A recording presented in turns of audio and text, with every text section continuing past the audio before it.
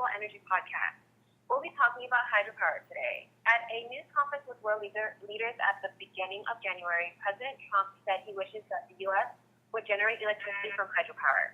It is uncertain whether the president is aware that the U.S. already does generate quite a bit of renewable electricity from hydropower.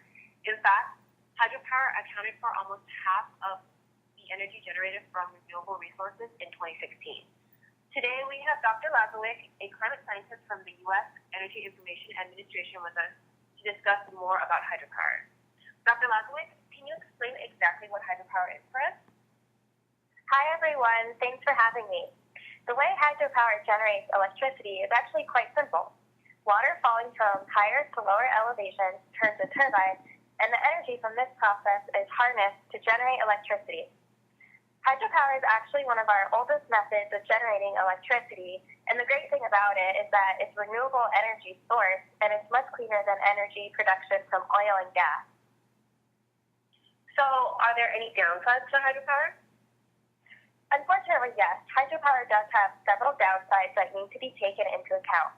For example, hydropower reservoirs can negatively affect local ecosystems, and newer research has shown that they release methane, which is a very potent greenhouse gas. Interesting.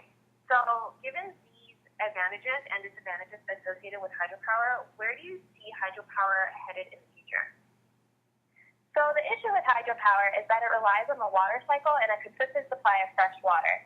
And weather patterns are expected to become more irregular in future years because of climate change, leading to a less reliable supply of fresh water and ultimately a less reliable supply of hydropower.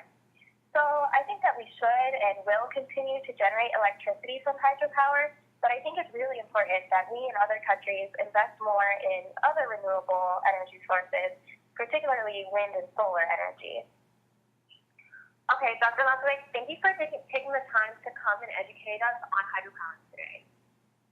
Thank you for having me.